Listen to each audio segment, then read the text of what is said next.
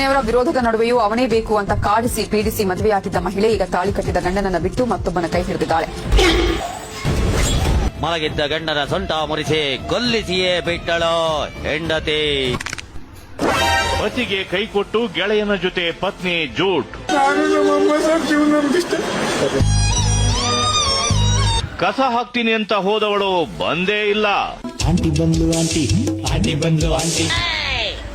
ವಧುವಿನ ತಂದೆ ವರನ ತಾಯಿ ಜೊತೆ ಎಸ್ಕೇಪ್.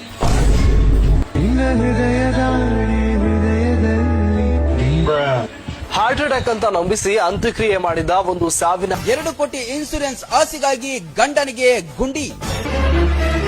ಮದುವೆಯಾದ ಒಂದೇ ತಿಂಗಳಲ್ಲಿ ಗಂಡನ ಕತೆ ಫೇನೆ.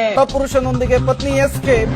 ನೊಂದ ಪತಿ ನನಗಂತೂ ಈ ಜೀವನವೇ ಬೇಸರವಾಗಿ ಹೋಗ್ಬಿಟ್ಟಿದೆ.